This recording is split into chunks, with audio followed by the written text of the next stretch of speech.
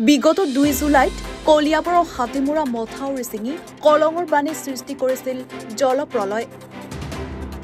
প্ৰায় 27 দিনৰ পিছত চুইচ গেট সংলগ্ন হাতীমুৰা মথাউৰিৰ ভগ্ন অংশটোৰ সন্মুখৰ সুৰক্ষা বান্ধটো বন্ধ কৰিবলৈ সক্ষম হয় জলসম্পদ বিভাগ। সম্প্ৰতি কলঙৰে সংযোগ বিচ্ছিন্ন হল ব্ৰহ্মপুত্ৰৰ।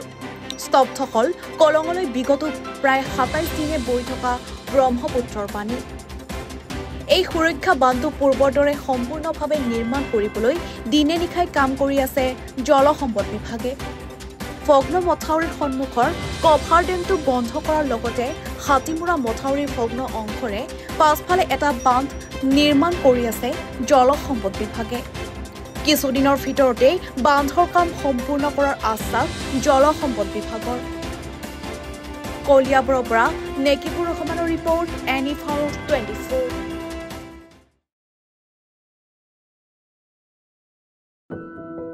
এনিভাৰত 24ৰ প্ৰথম প্ৰয়াস জুবিন গাৰ্গৰ গীতৰ প্ৰতিযোগিতা।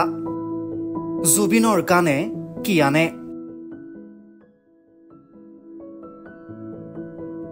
অডিশ্যনৰ বাবে যোগাযোগ কৰক 8638661821 আৰু 8812831556 নম্বৰত।